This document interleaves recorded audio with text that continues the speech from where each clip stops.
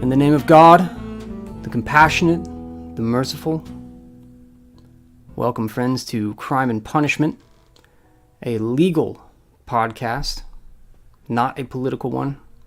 It's the official podcast of the Invictus Law Firm, PA, a criminal defense law firm in Orlando, Florida. The website for which is augustusinvictus.com. And that is me, yours truly, the host of this program. Tonight, we are doing something radically different as I shift scenes here. We're going live on camera. First time I've been on camera since getting out of jail. So y'all are here first for it.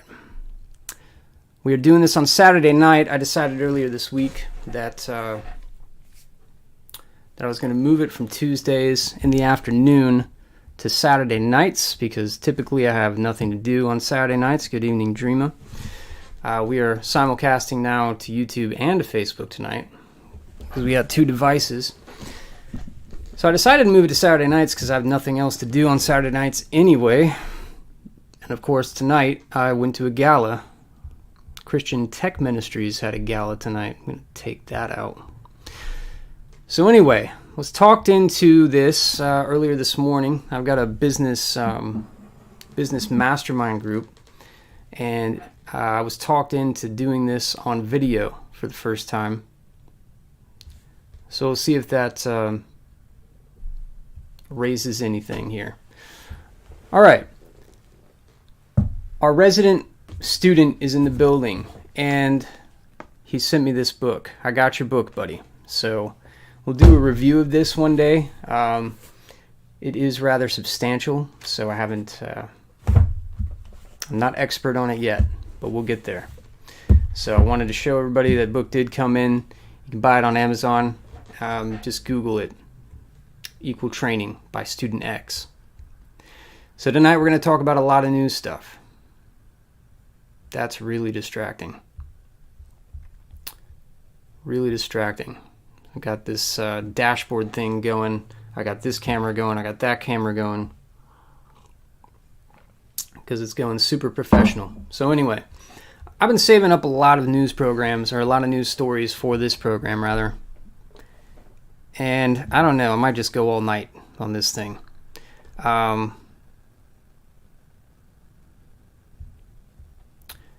Realized this morning, going through and deleting things, my Twitter feed is fire. If you're not following me on Twitter, it's Emperor Invictus. You should look at it. All of my posts are amazing, as you can imagine. So here's one I wanted to talk about tonight. I found it this morning. I had to sign up for Washington Post. I forget why. It was some article that was super important. It wasn't this one. But they sent this to me in my email this morning. We've got to talk about it. Washington Post, this is from today. Little brother's birthday, by the way. Russians snitch on Russians who oppose war with Soviet-style denunciations. What's amazing about this is what an amazing lack of self-reflection. Just the title alone should cue you into what we're about to walk into. Parishioners have denounced Russian priests who advocated peace instead of victory in the war on Ukraine. Teachers lost their jobs after children tattled that they opposed the war. Neighbors who bore some trivial grudge for years have snitched on longtime foes. Workers rat on one another to their bosses or directly to the police or the FSB, the Federal Security Service. This is the hostile, paranoid atmosphere of Russians at war with Ukraine and with one another. I should have started in a different manner. I should have not told you the real headline and said, Catholic parishioners have denounced, Russian priests. No, parishioners have denounced priests who have advocated peace instead of victory in the war in Iraq or Afghanistan. Teachers lost their jobs after children tattled that they opposed the war. Or even better, media analysts have denounced conservatives who railed against illegal immigrants in this country. Teachers lost their jobs after children said that their mother was at January 6th. Neighbors who bore some trivial grudge for years have snitched on longtime foes. That sentence could just stay the same. Workers rat on one another to their bosses or directly to the police or the FBI, the Federal Bureau of Investigation. This is the hostile, paranoid atmosphere of Americans at war with one another. This is the Washington Post talking about this police state, this state of paranoia, Soviet-style denunciations in Russia. What an amazing lack of self-reflection. We don't even need to read the rest of this.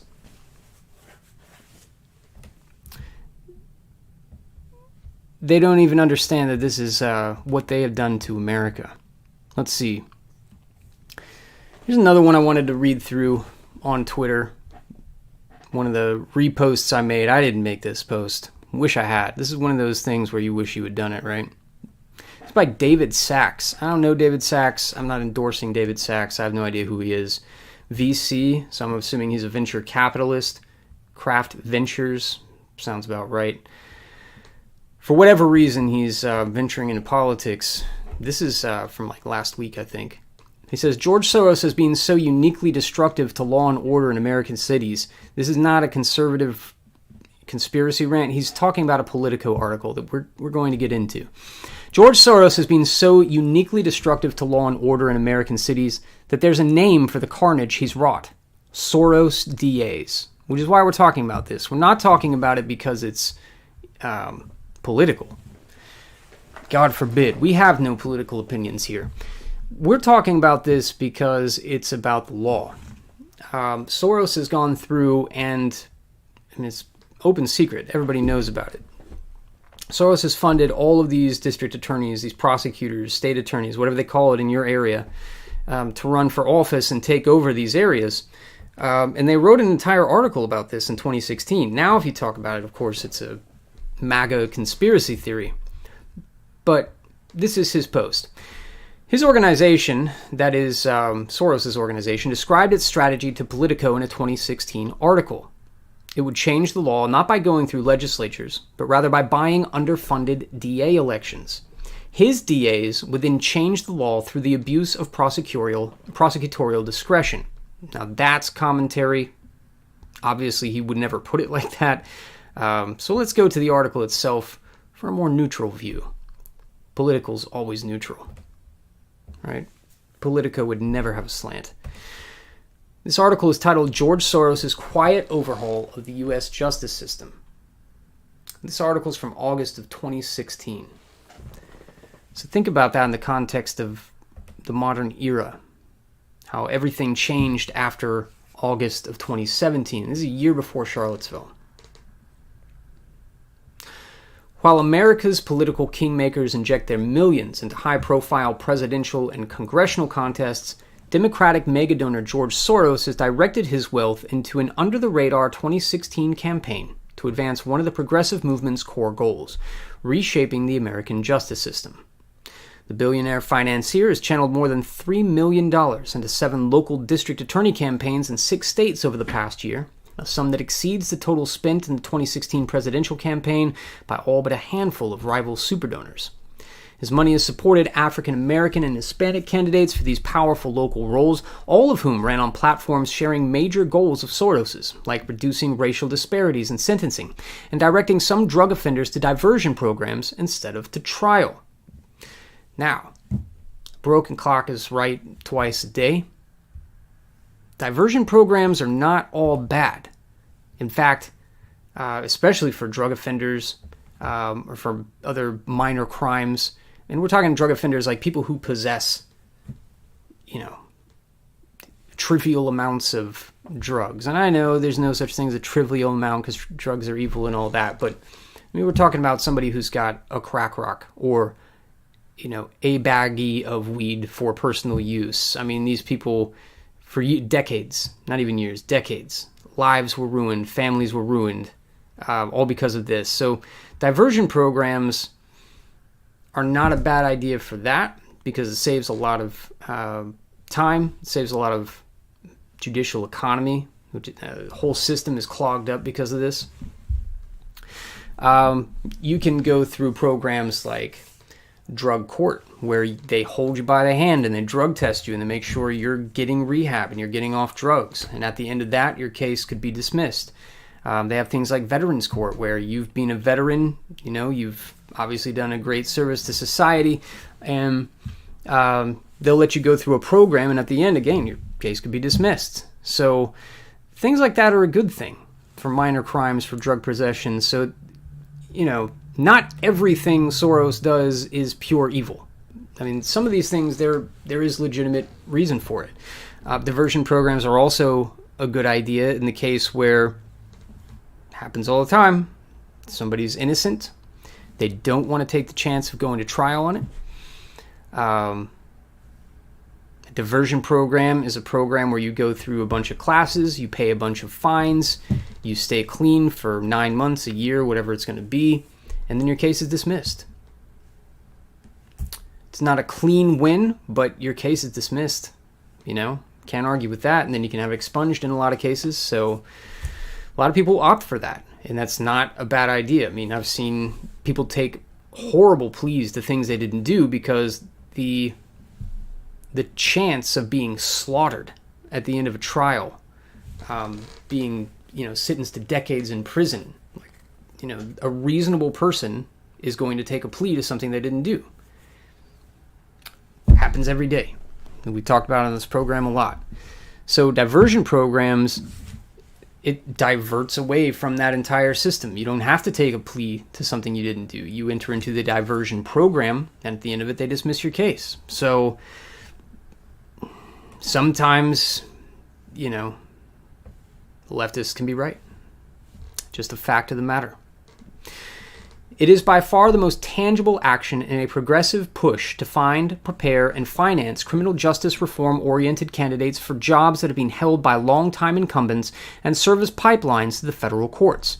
And it has inspired fury among opponents angry about the outside influence in local elections. Such is life now. I remember when they were doing the Take 'em Down NOLA thing. I mean, it was all over the country. They were taking down all of the monuments, the Confederate monuments everywhere. Take 'em down NOLA, no different. Well-organized plan to take all these monuments down. And I remember, I forget where it was, somewhere on Facebook, they let me into some group, and we were organizing an event there, and they said, "We don't need you, Augustus Invictus. We know who you are. We don't want you outside agitators coming in here and trying to, drum up trouble. We can handle this." Yeah. New Orleans did a great job of handling the protests, right? All their monuments are intact, right? No. This is the way of the world now. Everybody wants to defend their own hometown, like there's not going to be foreign influence, and by foreign, of course, I mean from out of town. You can't have some small town like middle of nowhere Texas and not have a Ryan Holiday to go move out there and start trouble and take down your monuments. Like, someone from California is moving out to the middle of nowhere Arkansas, and they're going to go to City Hall and force you to take down your monuments. This is the way of the world now. So we need to be making friends, not being ridiculous. The prosecutor, this is quote, "The prosecutor exercises the greatest discretion and power in the system. It is so important," said Andrea Du Steele, president of Emerge America, a candidate training organization for Democratic women. Quote, "There's been a confluence of events in the past couple of years, and all of a sudden the progressive community is waking up to this," end quote. Soros has spent on district attorney campaigns in Florida, including right here in Orange County, Illinois, Louisiana, Mississippi, New Mexico, and Texas through a network of state-level super PACs and a national 527 unlimited money group, each named a variation on quote-unquote safety and justice. Soros has also funded a federal super PAC with the same name.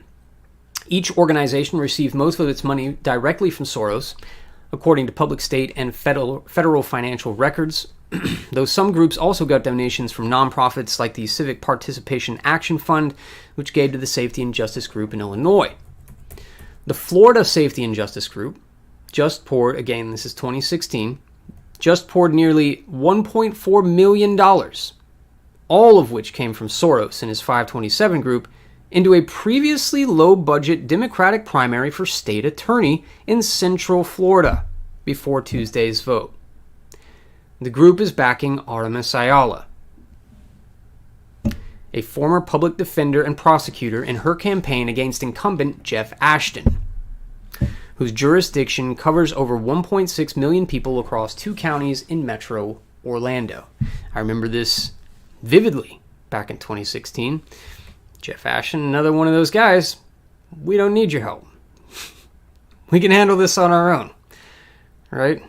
We can take on George Soros with no friends, no help, no funding, no media coverage. They had no idea the tidal wave that was coming. And of course, you could say back then that this was happening and they would call you a conspiracy theorist. Politico published the article on it. It's not like they were hiding it. One TV ad from Florida Safety and Justice boosts Ayala, touting her quote, plan to remove bias so defendants charged with the same crime receive the same treatment no matter their background or race, end quote. The Soros-funded group is also attacking Ashton, again, 2016, with ads saying he, quote, got rid of protections that helped ensure equal treatment regardless of background or race. Take 2 similar traffic incidents that happened on the same night. A white man got off with a slap on the wrist, while the black man faces prison, end quote. Opponents of Soros' favored candidates have laced into the billionaire, saying that his influence has wildly tipped the scales of local elections and even charging that he made residents less safe.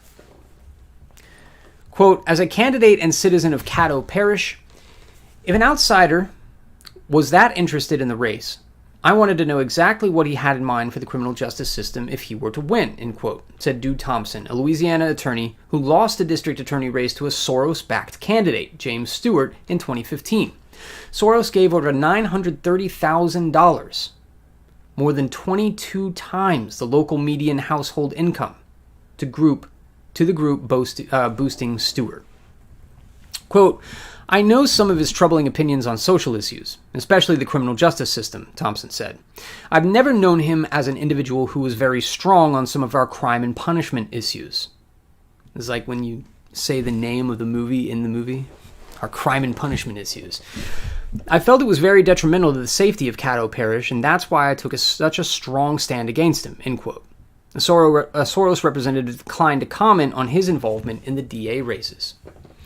Progressive operatives and activists say that the recent uptick in news coverage of racial justice issues, especially police-involved deaths of African Americans, helped spark intense new interest in the powerful role of district attorneys, who did not indict officers in some high-profile cases.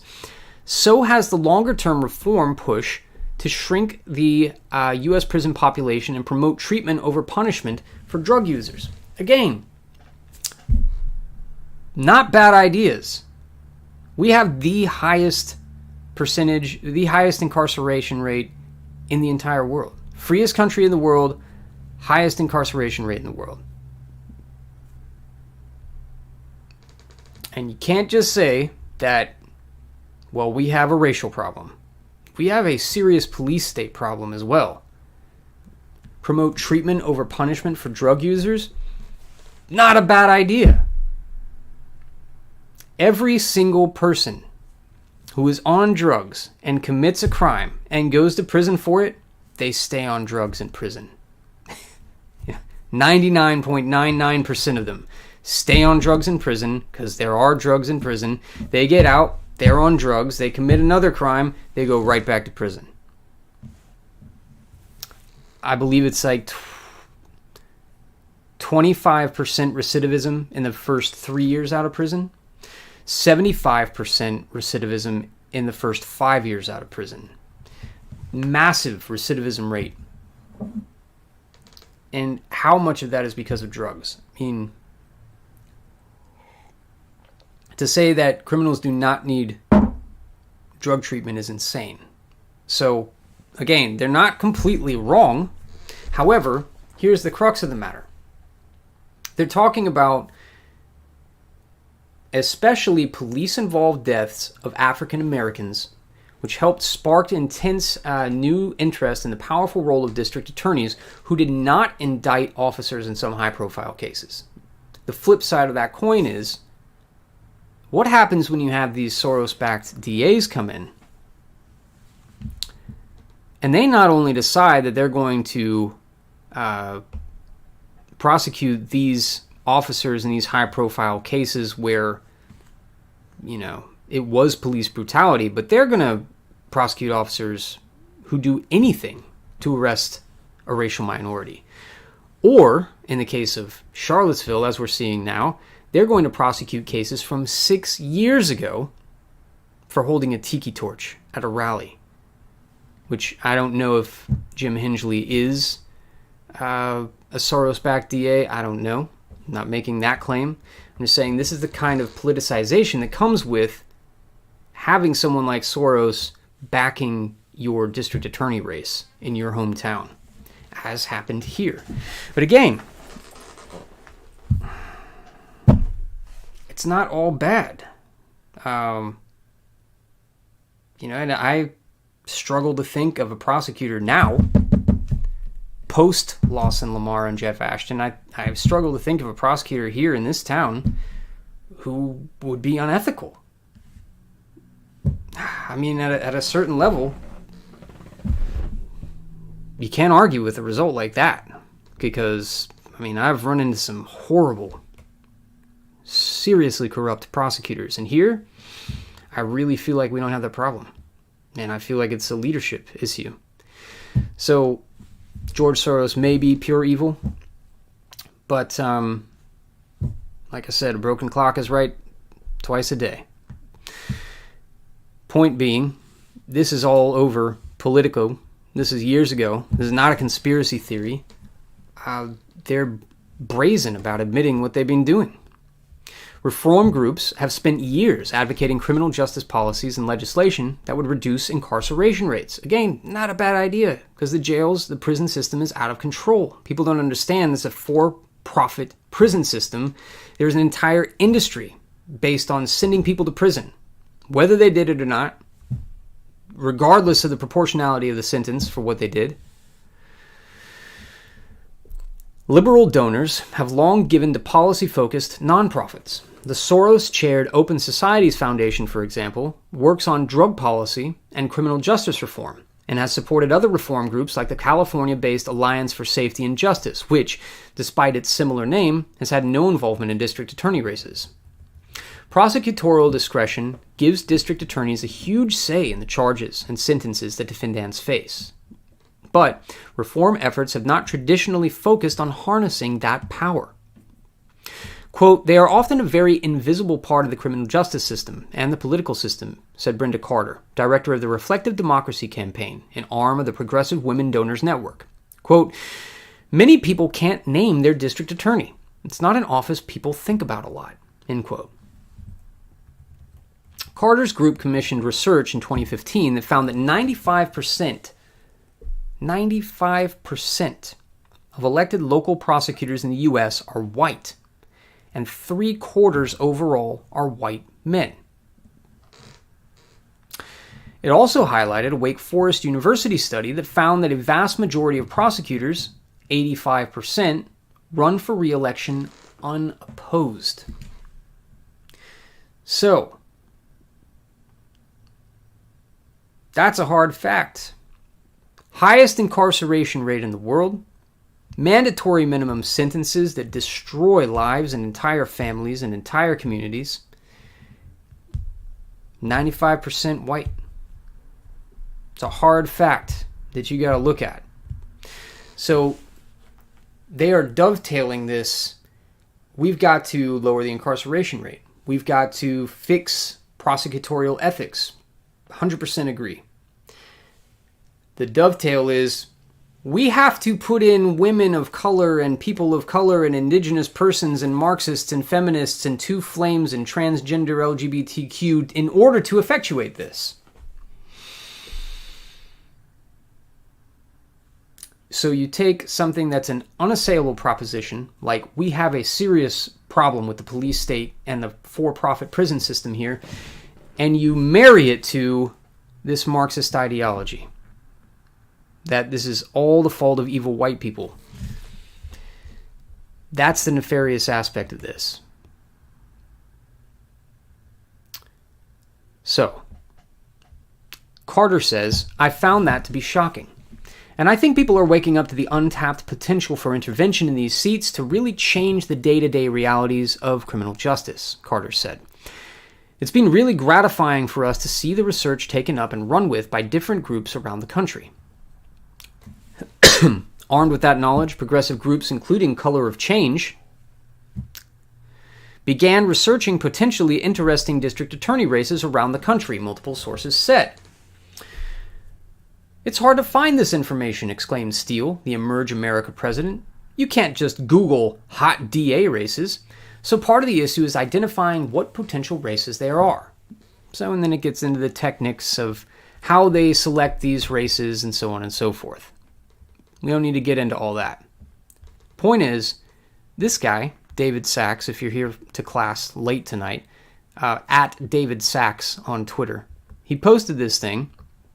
Everybody thinks this is a conspiracy theory. This is a MAGA thing or a boomer waffin thing. All these boomers think Soros is behind everything. No. Politico published an entire article on this in 2016. This happened. This is happening. It has been happening. This is a fact. So, something to note. Should have stayed on Twitter. As I was mentioning, my Twitter feed is just absolutely fire. Got made fun of a lot in my business mastermind this morning about my Twitter feed having nothing to do with my criminal defense practice. So I had to go through and delete like months of irrelevant tweets. Oh, wow. Apparently I'm live on Twitter. So Rick Scott has issued a travel advisory. Again, this is Emperor Invictus on Twitter. Issued a travel advisory saying Florida is openly hostile towards socialists, communists, and those that enable them. Before traveling to Florida, please understand that the state of Florida devalues and marginalizes the contributions of and the challenges faced by socialists and others who work in the Biden administration. Haven't heard words that hard since 1861. Let's see. Got a meme here. I think it's a good meme. We've got an opinion from the U.S. Supreme Court. Chief Justice John Roberts quoted Christ. The taxpayer must render unto Caesar what is Caesar's, but no more. What a day. We've overturned Roe v. Wade. Quoting Jesus in U.S. Supreme Court cases. It's like it's 1950 all over again, just with people cutting off their genitals. All right, so let's go to the chat here. Hitler says that Augustus gave me free legal advice in 2019. Call me back immediately. Yes. Yeah, he came up here in a time machine, called me. I was like, this is Hitler. I got to call him right back. Don't invade Russia. That was my advice. Sorry to break attorney-client privilege there. Black Sun, good to see you on, Augustus. Good to see you, buddy. If I ever get in trouble or anything, I'm calling Augustus. He will be our expletive-deleted lawyer. And thank God we have a guy like him on the inside. Well, hey, thank you. You know, I was thinking the other day, there are a lot of people who've reached out to me, a lot, like a handful of people. I think it's a lot compared to what we have now, who've reached out to me and said, hey, man, you inspired me to go to law school. I'm in law school now. Like, blown away. Wow. That's phenomenal. I mean, sucks for you. You're going to be a lawyer. But, you know, if you can reach one person, right? I have one son who's going to be a lawyer. The rest of you will be my legacy. Sorry about the name. This is my alt account. It says Hitler. Yeah, that's all good, buddy. It's all good. Recovering libertarian. We can all relate. Division program is really a good thing. However, I wish I could have had the option. I don't recall what we were talking about when that comment was left. Sorry, buddy. Melody Dawn says, evening, listening, and cooking. Hey now. So she's on YouTube. If you're on Facebook, you should move to YouTube, because that's where the party actually is. This is the first time I've broadcast on Facebook. Then this is the first time we've broadcast on video. Ulfric. Howdy, Augustus. Hope you're having a good weekend. Back at you, buddy. You have certainly inspired me to go to law school, man. Lawfare will be important. Rock on, Ulfric. Very cool. Very cool. So, as your professor of lawfare, we're going to go to the meat and potatoes for tonight. I've got so many fire articles on Twitter I want to go through. It would take hours, just hours to go through them. We're going to get to the real deal right now. All right, what time is it? I'm sorry, I got to move this thing. 22:19. Yeah, we've been on long enough. White House, May 25th. Today's the 27th, so this is what, Thursday? White House fact sheet for May 25th. Biden-Harris administration, amazing. I never heard it called the Bush-Cheney administration on an official White House release, right? The Obama-Biden administration. It's always the Obama administration. Now Biden, the president of the United States, can't have his own administration as a white man. Biden-Harris administration releases first ever U.S. national strategy to counter anti-Semitism. If you don't think this is a big deal, just stay tuned. Subtitle: Administration announces over 100 new actions and over 100 calls to action to combat anti-Semitism, including new actions to counter anti-Semitism on college campuses and online. Whole of society strategy includes new stakeholder commitments. Forget this. I'm not even going to read the release. I'm going to go straight to the document.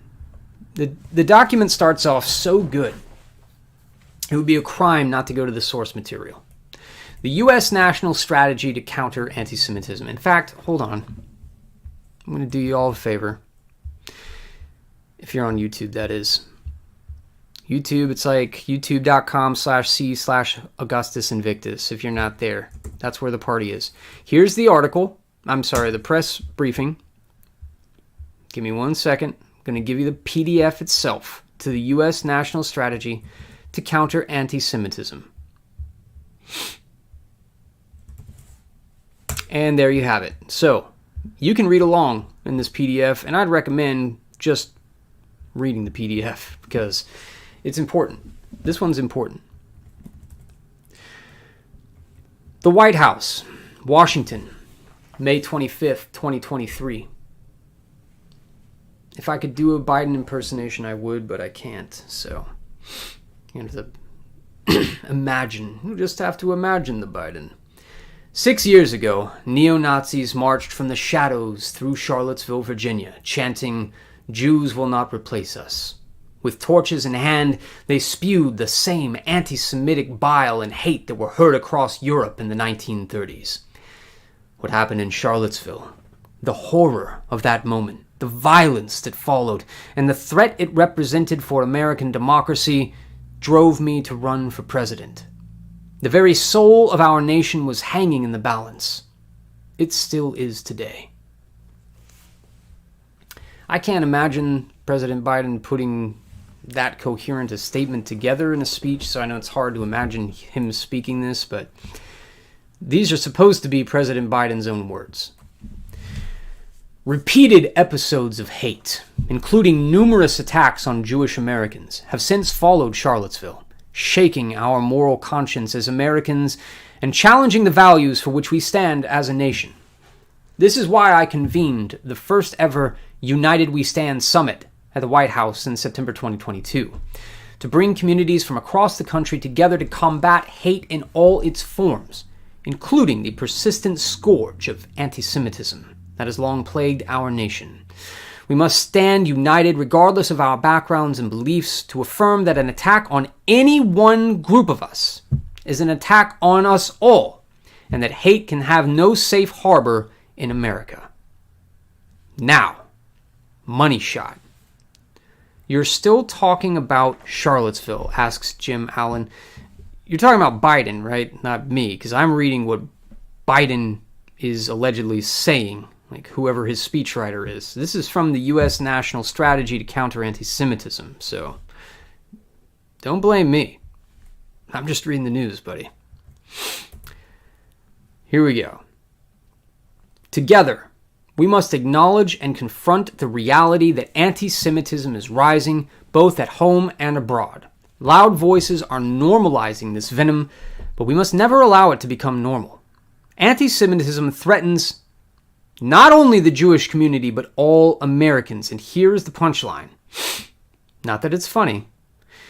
People who peddle these anti-Semitic conspiracy theories and fuel racial, ethnic, and religious hatred against Jews also target other communities, including, guess who? Black and brown Americans, Asian Americans, Native Hawaiians and Pacific Islanders, LGBTQI+ individuals, Muslim Americans, women and girls, and so many others. So if you criticize Jews, you are literally criticizing everyone else in America that's not also a white supremacist, Nazi, hate monger, anti-Semite. Everybody else is really your target.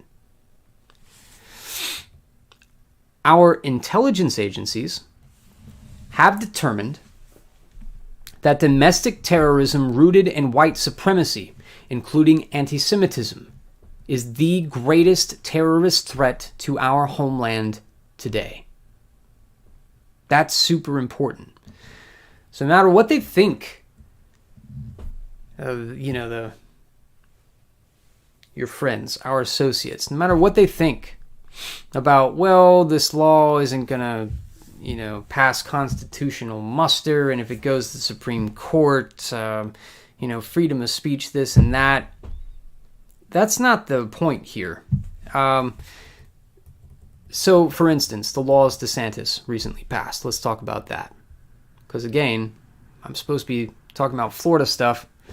My business coach is going to kill me if I don't. So, where is that? DeSantis. There we go. DeSantis signs enhanced anti-Semitism and anti-BDS legislation in Israel. Again, not a surprise, right? Today, this is April 28th, so a month ago, right? A month ago, DeSantis flies to Israel and signs this bill. People were horrified. They were outraged. They were shocked.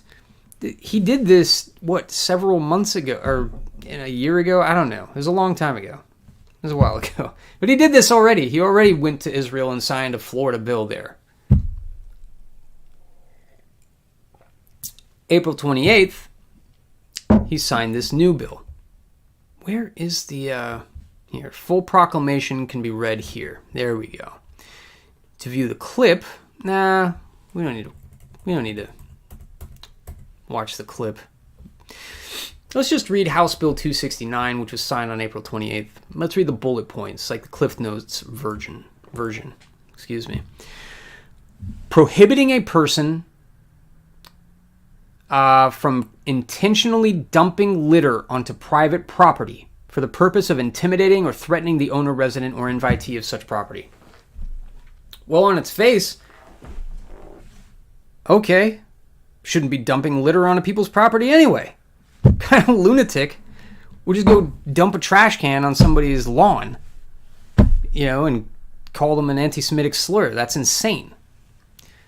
Obviously, there's more to the story here. There's a case somewhere in Florida. I'm not really at liberty to talk about it, but there's a case somewhere in Florida where some young men were allegedly distributing literature. They have it in baggies. They put it in people's lawns. That's how you distribute literature. They get arrested for littering, for dumping trash in people's yards. 100%. an infringement on the First Amendment. There's no question about it.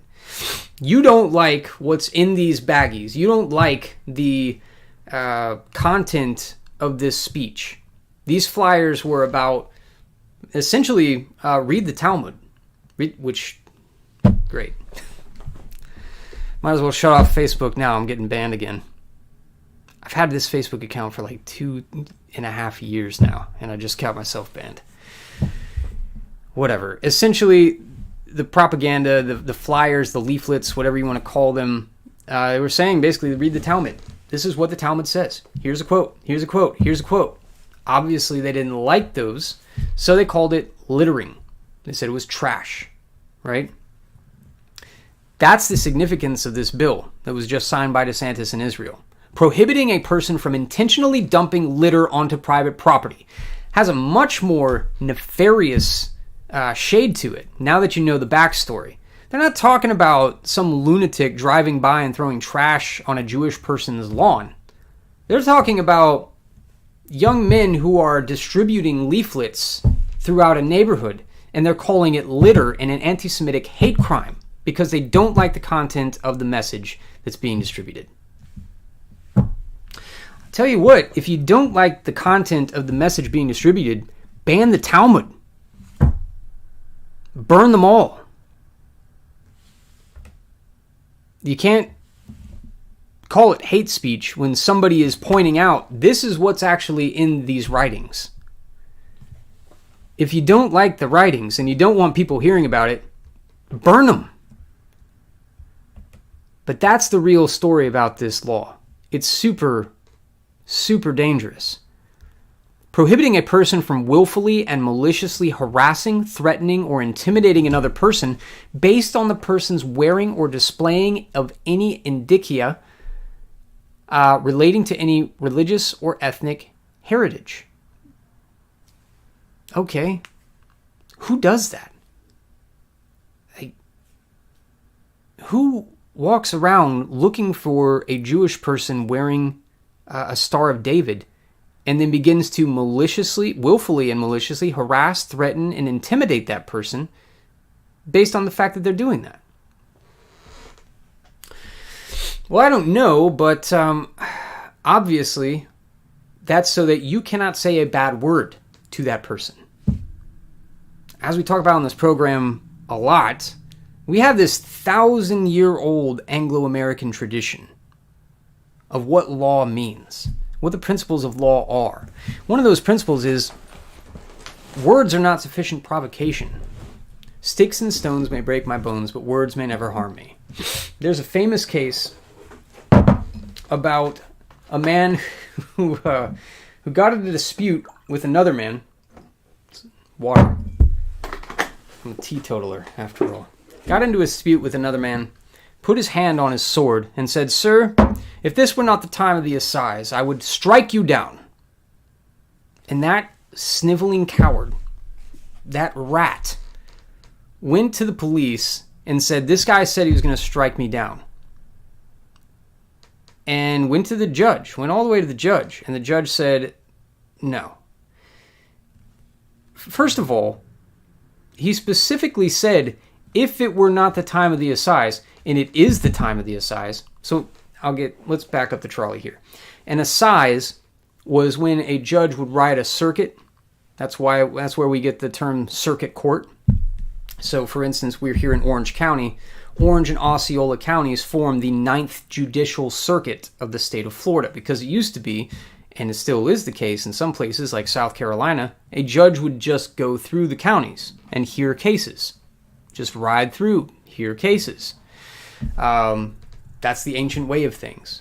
So he said, if it were not the time of the assize, I would strike you down. Because judge is in town, so I'm not going to strike you down, is what he said. So that's what the judge said.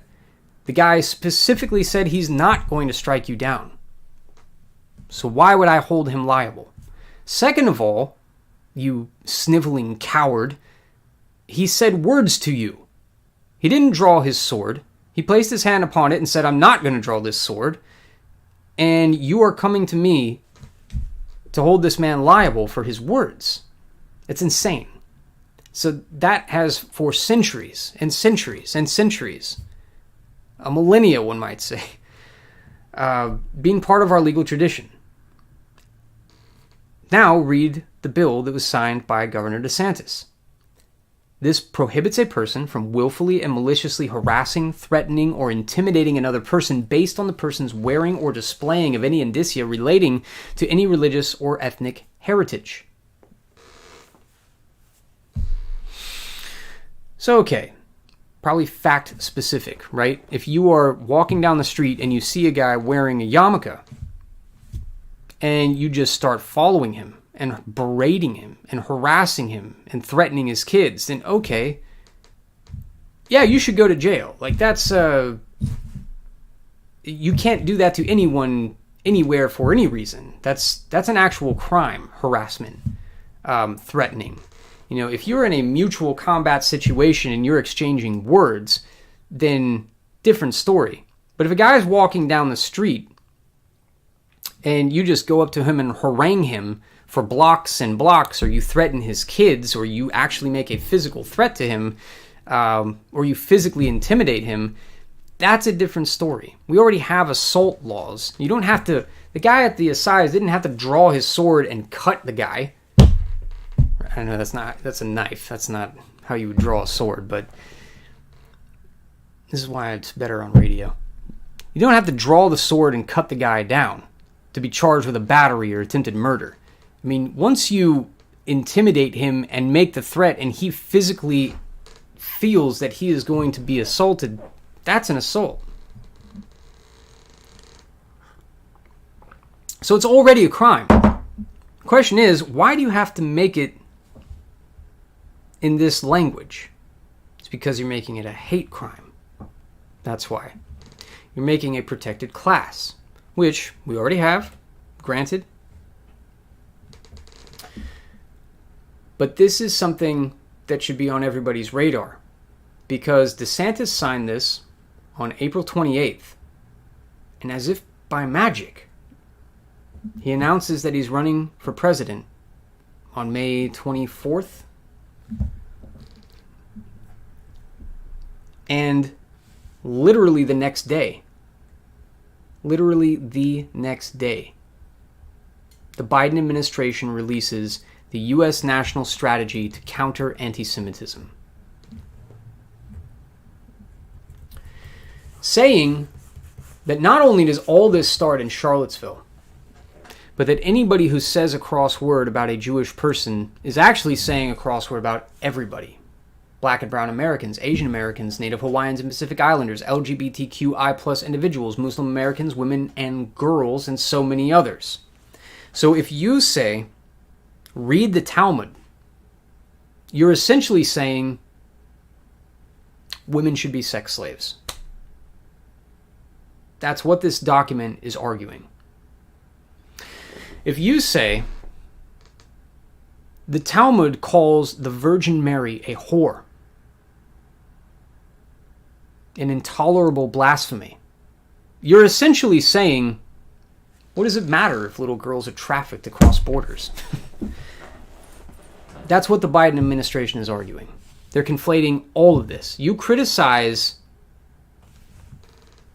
we can't say the Jews, that would be too inflammatory. If you criticize a Jewish person for being Jewish, you are the ultimate evil. By seeking to turn the masses against the few, by scapegoating and dehumanizing others, and most of all, by stoking violence, the perpetrators of hate aim to upend our most cherished values and undermine our efforts to build a culture of respect, peace, and cooperation. Protecting the Jewish community from anti-Semitism is essential to our broader fight against all forms of hate, bigotry, and bias, and to our broader vision of a thriving, inclusive, and diverse democracy. History teaches that hate never fully goes away. It only hides until it is given just a little oxygen. That is why we must confront anti-Semitism early and aggressively, whenever and wherever it emerges from the darkness. Toward that aim, My administration, that is the Biden administration, of course, has developed the first U.S. national strategy to counter anti-Semitism. It represents the most ambitious and comprehensive U.S. government-led effort to fight anti-Semitism in American history. It also brings Americans together, unless you're a white American, regardless of our backgrounds and beliefs, to stand united against the hate, racism, bigotry, and violence that have long haunted our nation. The strategy outlines a whole-of-society effort to combat anti-Semitism, including unprecedented, coordinated, and bold actions that will be implemented across government agencies, as well as calls to action for public officials, private sector leaders, and Americans from every sector, industry, and walk of life. The strategy, which reflects input from over 1,000 Jewish community stakeholders, faith and civil rights leaders, state and local officials, and more, also serves as a blueprint for tackling other forms of bigotry, hate, and bias that fuel toxic divisions in America. Fortunately, what the neo-Nazi marchers in Charlottesville did not account for was the extraordinary decency of the vast majority of Americans and the simple truth that we are a great nation because we are a good people. A people that derive strength from our diversity and from the commitment of each successive generation to push us closer to realizing the promise of America for all Americans. It is a promise founded on the belief that we are all created equal and deserve to be treated equally throughout our lives, unless you are a white American male. While we have never fully lived up to that promise, we have never walked away from it either. And we will never stop fighting until we all see each other as we should, as fellow human beings, unless you're a white devil. Through this U.S. national strategy to counter anti-Semitism, we are taking a historic step forward. I am proud to lead my administration's efforts to counter anti-Semitism, and I urge all Americans to join me in ensuring that in America, evil will not win. Hate will not prevail. The venom and violence of anti-Semitism will not be the story of our time. The power lies within each of us to transform that story, to rise together against hate, to show the world who we are, and to restore the soul of America together. Joe Biden. Inspiring. Oh, then you got a legal disclaimer saying that this is not modifying or interpreting any existing law. This does not affect or influence the authority of the DOJ or the FBI. They still have carte blanche to do whatever they will. And we've got to work on how we're going to implement this. That's the legal disclaimer. So, let's go back to the... Billy Gallo is watching. Let's go back to the chat here. Hey, Augustus, you read a book in an old YouTube channel, I think called Black Sabbath or something close to it. It was about the Manson murders and the Witches' Sabbath. What book is that? Can you link it? Yeah. I published that book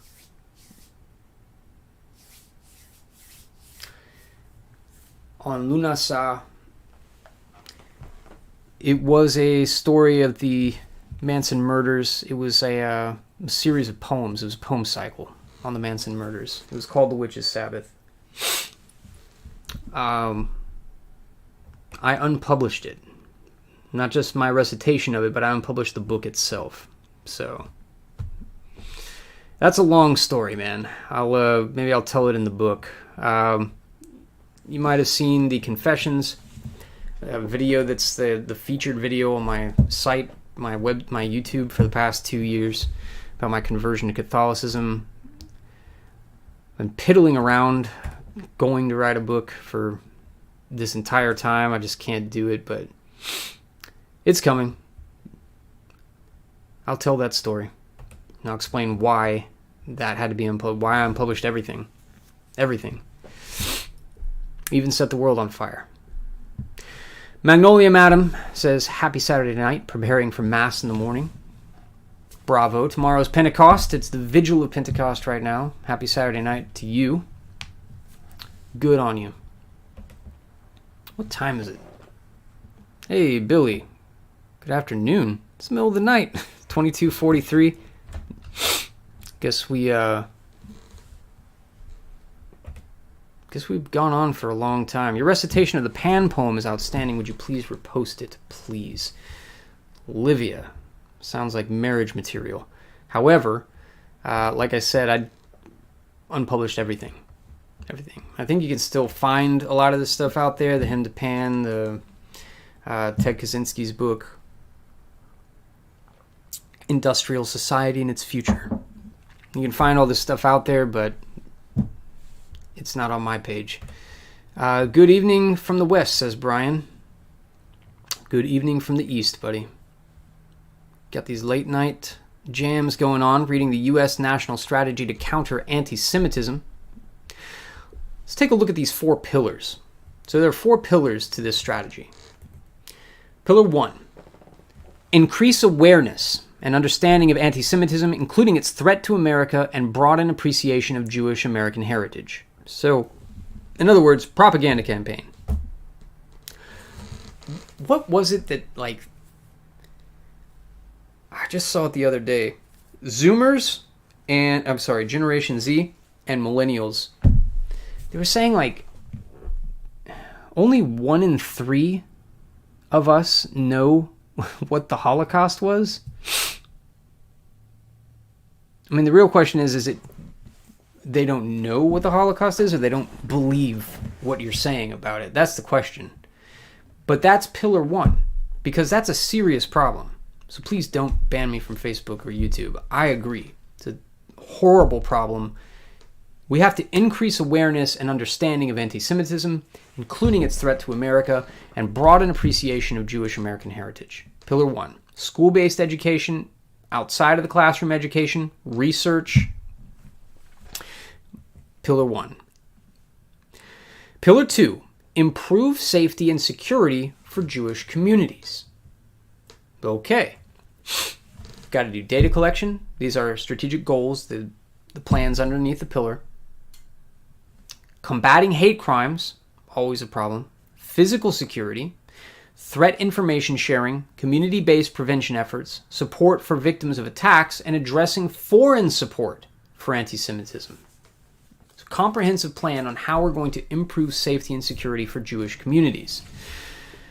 Pillar 3, reverse the normalization of anti-Semitism and counter anti-Semitic discrimination. Because how long has it been since Charlotte? 6 years? We haven't had enough of that. Banning everybody from Airbnb, Uber, PayPal, Stripe, Facebook, Twitter, banning everybody from all public life, all social interaction, banking, merchant services, banning people from all of that just didn't do the trick. They're still out there normalizing anti-Semitism and just ramping up all of this anti-Semitic discrimination. So we have to reverse that. That's pillar 3. What are the strategic goals of that? Speaking out against anti-Semitism, of course. Tackling anti-Semitism online. Digital and media literacy and civics education. K through 12 schools and college campuses, because we can't have the kids getting radicalized. We have to go re-educate them. Federal non-discrimination laws, hence the legal disclaimer at the beginning, and access to government programs and religious accommodations. So, massive propaganda campaign is pillar number 3. To reverse the normalization of anti-Semitism and counter anti-Semitic discrimination, we have to go after the kids. We have to go online. We have to tackle anti-Semitism online. We have to create civic education programs for adults and for children. We have to beef up these federal non-discrimination laws.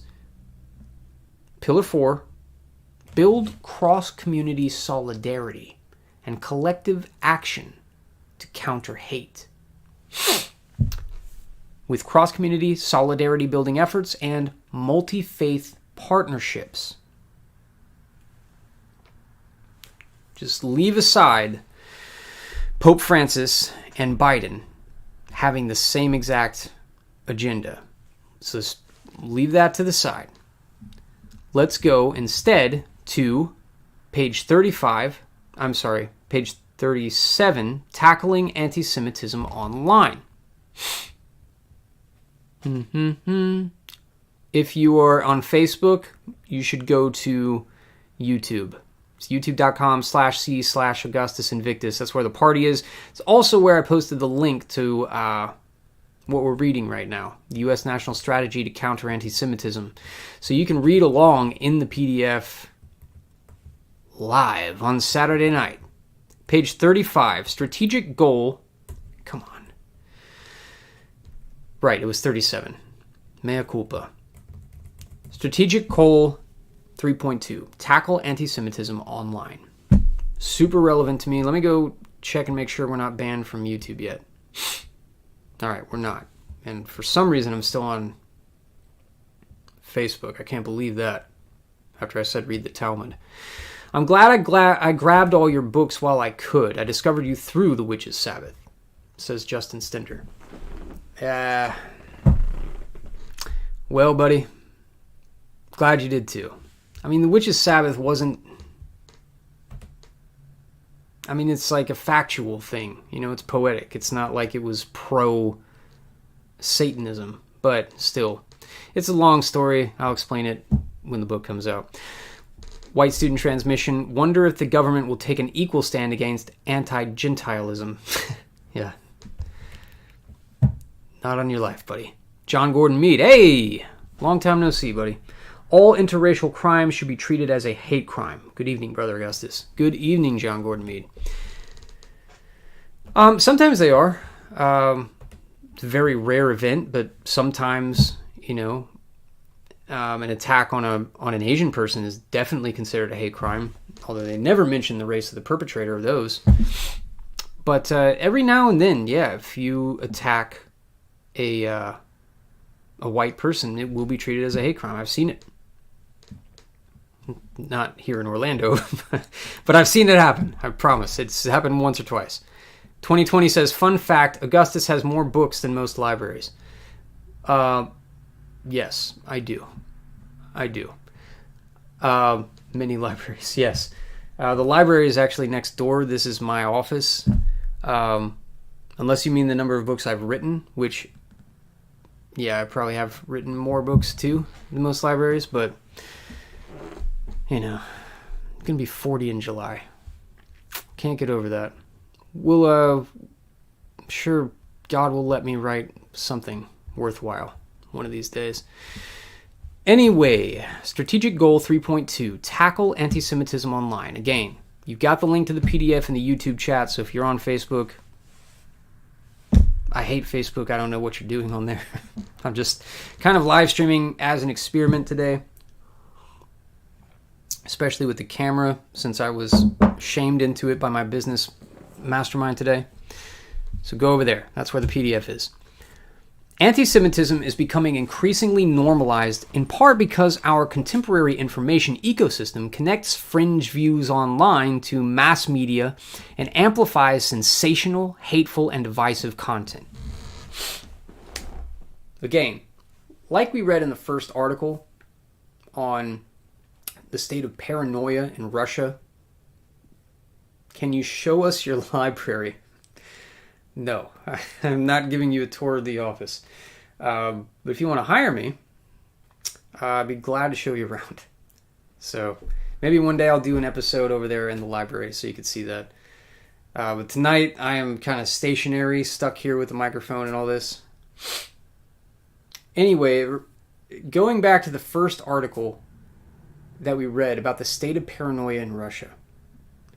Neighbors ratting on each other.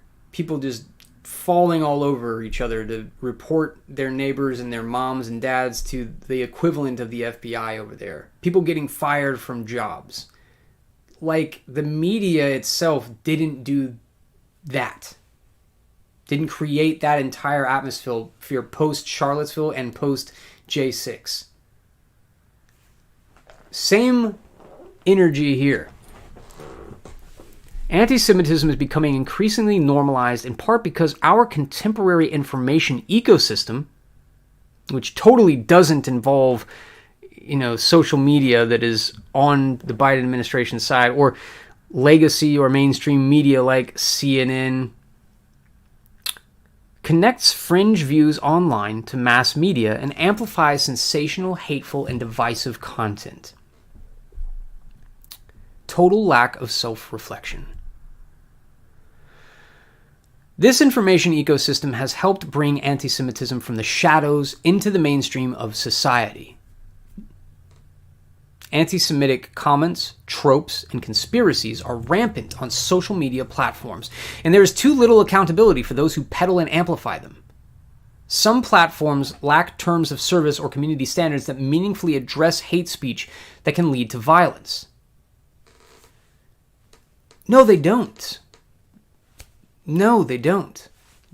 I remember post-Charlottesville, again, the fall of 2017, reading through the New York Times, they had full-page ads attacking Facebook for refusing to ban every white nationalist, every troll account, every anonymous account, every anti-Semite. New York Times was openly attacking Facebook. The entire media was openly attacking Facebook and Twitter for refusing to wipe out everybody. And so they did. They did wipe out everybody. They did change the terms of service. They did completely shut down all of that speech. So to say that now they don't have terms of service or community standards that meaningfully address hate speech that can lead to violence, it's just factually false.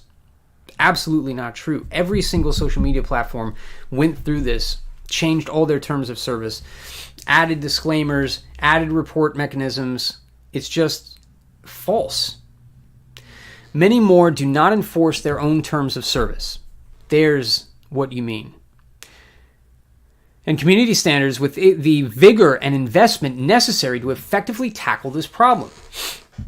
So when they're talking about connecting these fringe views of anti-Semitism to mass media, obviously it's a stab at Tucker Carlson. That's a stab at Newsmax.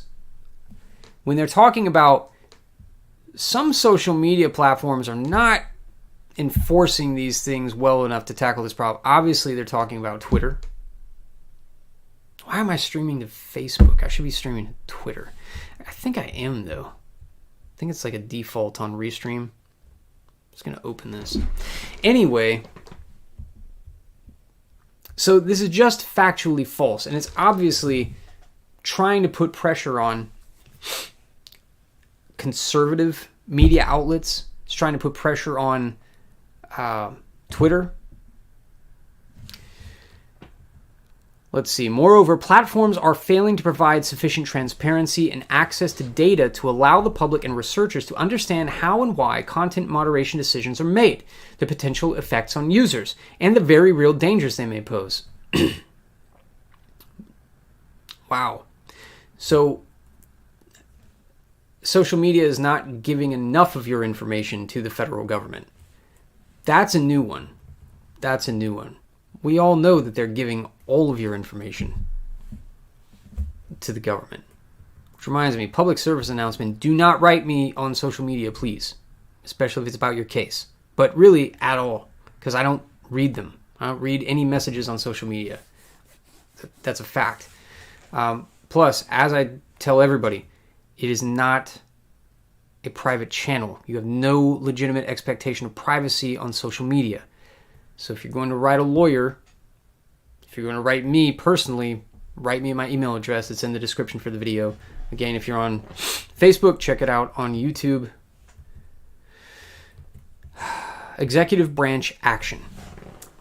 Commerce will identify ways in which companies' practices with respect to collecting, storing, using, and processing data can potentially drive anti-Semitism or lead to privacy harms that disproportionately impact Jews and other communities.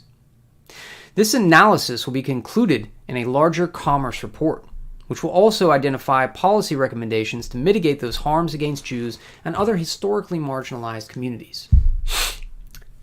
That's what the Biden administration is going to do. Calls to Congress now. And then, all right, so you got calls to Congress, and then whole of society calls to action. And I feel like that's the biggest one there. Oh yeah, that's definitely the biggest one. All right, calls to Congress. We call on Congress to hold social media platforms accountable for spreading hate-fueled violence, including anti-Semitism. The president has long called for fundamental reforms to Section 230 of the Communications Decency Act, and Congress should remove special immunity for online platforms. This should include removing immunity if an online platform utilizes an algorithm or other computational process to amplify or recommend content to a user that promotes violence or is directly relevant to a claim involving interference with civil rights or neglect to prevent interference with civil rights. Which means what? What a vague thing to say. Directly relevant to a claim involving interference with civil rights. What does that even mean? It means whatever the guy arguing the case is going to say it's going to mean, and whatever the judge is going to agree with. Neglect to prevent interference with civil rights. What the heck does that mean? That you tell someone, don't vote for Biden? Is that interference with civil rights? What was that guy? Ricky Vaughn? Got convicted for something that could be interpreted as interference with civil rights. Not saying it's... I'm not saying it's a just conviction. I'm not saying that he did it. I'm not saying that what he did was wrong. I'm saying this is deliberately vague language so that the Biden administration or whatever federal judge wants to interpret it as is what they're going to push, right? So if you're new to this program, I'm telling you, if you're with me on this program every week, sorry, but you're going to hear it again. This is the difference. It was supposed to be the difference when I was growing up in the Cold War. This is the difference between the Soviet practice of law and the American practice of law. Under Anglo-American law, if you have not prohibited something, then it's legal. You have to directly legislate something in order for somebody to be held accountable for a criminal action. You have to spell it out. Don't do that. And if you do it, then you can be convicted if you meet every element of the crime. If you don't meet every element of the crime, then you can't be convicted. But you can't have something like a post that is directly relevant to a claim involving interference with civil rights or a neglect to prevent interference with civil rights, which means nothing. And it deliberately means nothing because they want it to be whatever they want it to mean in the time that they decide to prosecute whoever they're going to prosecute, whoever's giving them a problem that month. We call on Congress, this is the second call to Congress, to impose much stronger transparency requirements on online platforms, including their algorithmic recommendation systems, content moderation decisions, and enforcement of community standards. We call on Congress to pass legislation, third one, requiring platforms to enable timely and robust public interest research, including on the spread of anti-Semitism and other forms of hate, using platforms' data and analyzing their algorithmic recommendation systems while maintaining users' privacy.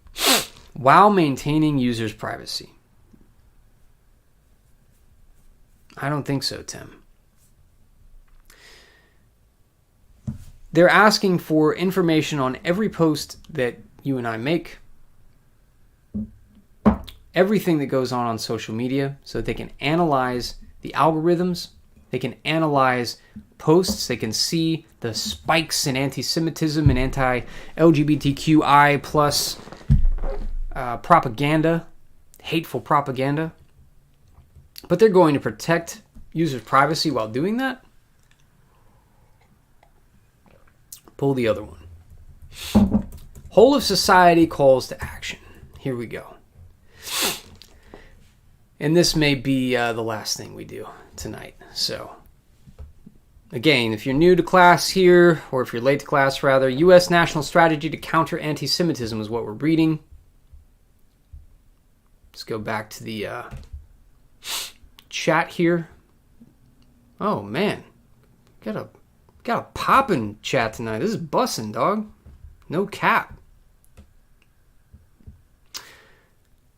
Oh, man.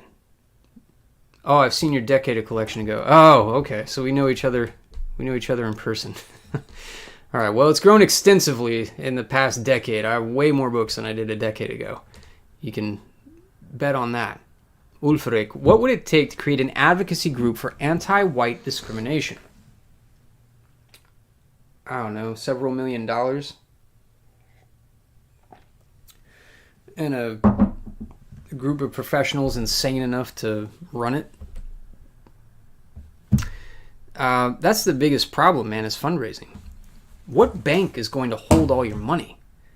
If you got a, European American rights advocacy group, is Chase Manhattan going to allow you to store your, millions of dollars that you're never going to get, because who's going to allow you to have a GoFundMe account? Who's going to allow you to fundraise for that? Like, something is, don't get me wrong, it was a seminal event, but something as small as Charlottesville caused amazing havoc. Amazing. Everybody getting shut down, bank accounts shut down from every account. Not allowed to use merchant services, which for those of you who don't know is basically how you take credit cards at a business. You're not allowed to take credit cards at a business anymore if you were involved with Charlottesville. If you were even there that day, not allowed to run a business anymore. Because how do you operate a business without using a credit card? If you can't have a Stripe account, you can't use PayPal, you can't take credit cards, how are you supposed to operate a business? You're not. That's the point. So if something as small as Charlottesville would cause shockwaves like that by the international financiers, then what would they do to a European rights advocacy organization?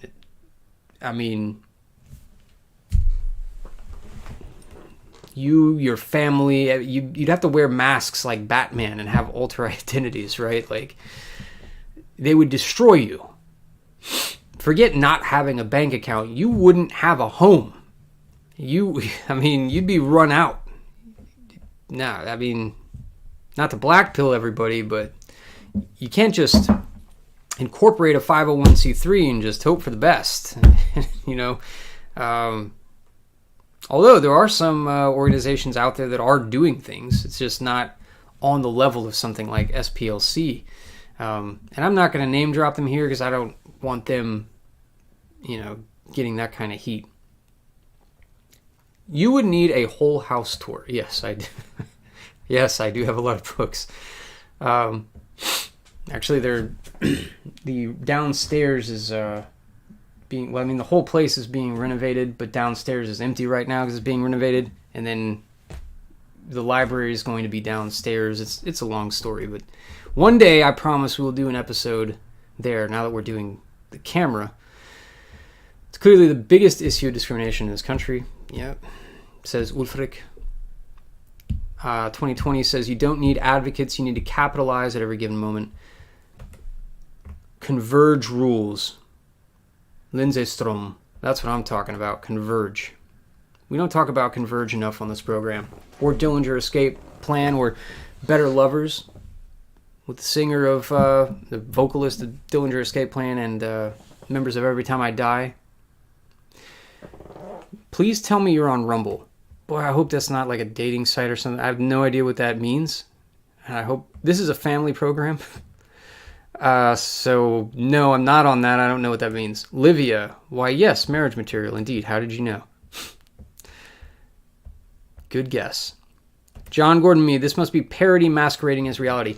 No, buddy, I'm sorry, but this U.S. national strategy to counter anti-Semitism, it's 100% the real deal. I'm reading you right from the PDF, which is right from the White House's website. Let's see. Non-attorneys can respond with conditional acceptance followed by negative averment. Attorneys can't respond back in kind. Specifically, all law is contract. Yeah, that's... We could do a whole episode on contract law. And social contract. Mutual combat. That's a good one. Best wishes from Toronto, says Livia. Best wishes from Orlando. Guerrilla war is most effective war. The answer isn't in groups and... Well, that's debatable, right? I mean, even guerrilla cadres, they understand that once you gain momentum and build forces, you eventually want to be a conventional force. That's going to be a rabbit hole we don't have time for. I probably do have time for it. I've got nothing else going on tonight. Can we use... I'm not even going to repeat that question, John Gordon Mead. I think the only way is to convince people not to go to work. Like, that's the best way. I'm not sure what that's in response to. Sorry. Rumble is like YouTube. Oh, okay. Well, no, I'm not on there. Maybe I should go on there. Probably get more views. Hi, Augustus. Your friend from Ohio here. Well, hello, Helen, if that's your real name. Good evening. Thanks for joining. So, let's go back to the U.S. national strategy to counter anti-Semitism. Whole of society calls to action. Again, this is the section on regulating social media, tackling online anti-Semitism.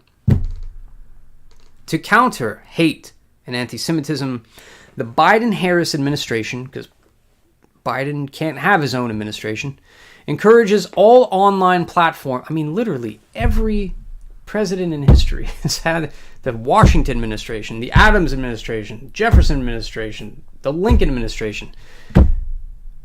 Now we have the Biden-Harris administration. Anyway, them encourages all online platforms to independently commit to the following actions. Ensure terms of service and community standards explicitly cover anti-Semitism. The administration commends platforms with terms of service and community standards that establish zero tolerance for hate speech, including anti-Semitism. All online platforms are encouraged to adopt zero tolerance terms of service and community standards. Again, what exactly does that mean? Does that mean if someone says, just read the Talmud? That's all I'm saying. Just read the Talmud in your own time. I'm not going to quote anything from it. Just read it. Is that hate speech? Do you have zero tolerance for that? For recommending that somebody read a book? Other side of the coin. If somebody says, just read Mein Kampf. Look, I'm not going to quote from it. I'm not going to argue about it. Just read Mein Kampf and then come back to me and we'll talk offline. Is that hate speech for which we have zero tolerance? If you recommend a book, if you post an article, if I post an article, a fascinating article that I was given, I think yesterday, on the change of the Dominican Rite liturgy after 1962 in the Catholic Church. If I post that and say Jews and Protestants were involved in the Second Vatican Council and we changed the liturgy of the church to reflect their wishes, is that hate speech? Because I said Jews, is that hate speech because I'm pointing out that the Catholic Church has veered all the way over here to satisfy Protestants and Jews? Should there be zero tolerance for that? Like, this is why we have a First Amendment, is so that insane, vague statements like this are not enforced. They just can't be. But this is where we're at in America. Here's the next step in whole of society calls to action. Permanently ban repeat offenders, both personal accounts and extremist websites. I feel like they're already on the money with that, although I've been allowed back on. Thank you, Zuckerberg. invest in the human and technical resources necessary to enable vigorous and timely enforcement of their terms of service and community standards. Currently, many platforms do not adequately invest in enforcement of their terms of service and community standards, and numerous platforms have recently shed significant portions of their trust and safety workforces, leading to documented increases in hate speech on their platforms. It's got a citation. Can I see the citation? No, I'm not going all the way into this document to look at that. Improve capabilities to stop recommending and de-rank anti-Semitic and other hateful content. Who determines that? Pop quiz. Who is going to determine what anti-Semitic and other hateful content should be de-ranked? Obviously the ADL. Which, as Elon Musk should say, they should just drop the A, right? They're going to determine what is anti-Semitic. They're going to write reports to, you've seen it in the Twitter file. And if you haven't read the Twitter files, which we did on this program, you should come to class more often. The Twitter files pointed out the administration was working with Twitter. The Biden campaign was working with Twitter. So the ADL absolutely works with Twitter, with Facebook, with every online platform there is. ADL goes door to door. Not just FBI, not just state police, but every podunk police department in this country. They get training from the ADL. They're the ones pointing out, well, these are the gang signs you need to be looking for. Well, this is the anti-Semitic hate you need to be looking for. These are the memes that are peddled, trafficked by white supremacists. These are the criminals in your neighborhood. We're very involved in this case where they were littering, dumping all this litter in people's yards and calling it First Amendment protected speech because they're flyers about read the Talmud. There are special interests at work here that are going to determine what is anti-Semitic and what is hateful content. And they're the ones that are going to not force, but recommend that all of these platforms de-rank that content or wipe it completely. Extensive research has shown that online platforms' algorithmic recommendation and ranking systems, depending on the incentives driving them, can amplify and spread extremist and anti-Semitic content, which we know because we read the Twitter files, because all of those things were in place. I'm still shadow banned under the old regime. I tried to open an ad account and I was banned, explicitly banned. Your account is not allowed. So I filed an appeal and said I was banned under the previous regime, and they actually reinstated my ads account on Twitter. So they've already done that before Elon Musk took over. And now they're saying you need to share all of your users' data with us. You need to share all of your algorithmic data, all of your computational processes, so that we can tell you what's anti-Semitic and we can help you to de-rank it and wipe it. Because right now, this Wild West thing where you're not controlling the narrative we can't have that. Next. Increase the transparency of their algorithmic recommendation. Anti-Semitism should be treated as a distinct category in transparency reports. And platforms should report on the volume of anti-Semitic content adjudicated on platforms.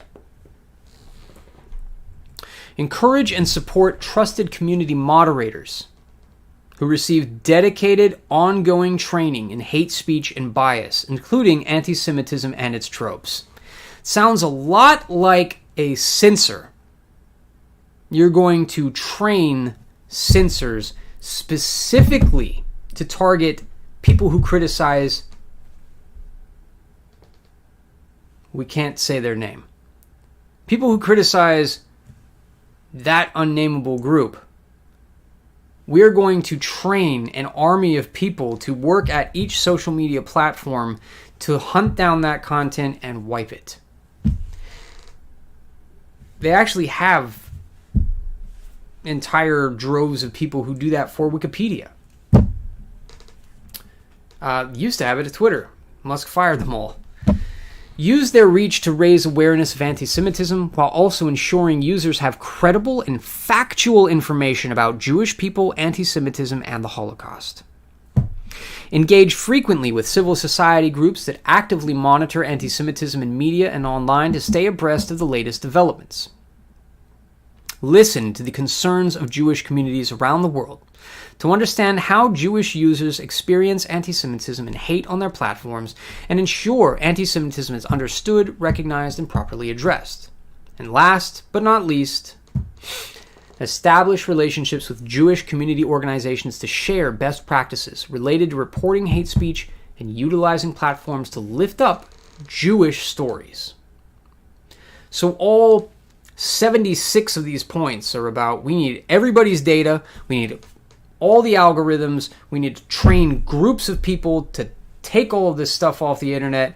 And the last one says, we also need to boost positive Jewish stories. We need to utilize platforms to lift up Jewish stories. The good stuff. Oh, is that why they needed all the algorithms and teams of people? So, I mean, it's naked, brazen, but you're not allowed to talk about this. Which is why I read everything word for word. I don't like paraphrasing or summarizing things, so no one can accuse me of taking this out of context. We've read this verbatim. You have the link to it. It's on the White House's website. So I'm just reading the news here. So that's going to be our last article here. Let's see. Spinning squirrels. I don't know what part we're talking about there. Guy whose name I can't read on here in any phonetic order. Tismic 77. Juices. Yep, can't read that. Sorry, buddy. Censoring. Self-censoring. Alright. So I think we're through the relevant comments this evening. We've survived the entire night. Thank you all for joining. I know it's late on Saturday night. I think this is going to be our new time for Crime and Punishment. Because I realized, really, dude, I'm taking 2 hours out of the middle of the day on a work day. That's a lot of time. And that's like $800 too, if I were charging for it. So I'm just going to do it at a time where I don't have work, don't have training, kids are asleep. Really, this is it. This is the only quiet time I have the entire week. So I will spend it with you guys. Ulfric says, good night, Augustus. See you next week. Good night, buddy. Good night, Ulfric. Good night, Helen. White Student Transmission. Again, this is his book, which he sent to me. Thank you very much. You can find it, Equal Training, on Amazon. Great stream. Hey, Pentecost tomorrow. Yes, everybody get to Mass tomorrow. And we'll see you there. I'm gonna go to this very smooth outro music. If you were late to class, we had some smooth jazz. It's nighttime. I'm gonna move over to the jazz. Good night, everyone. See you next week.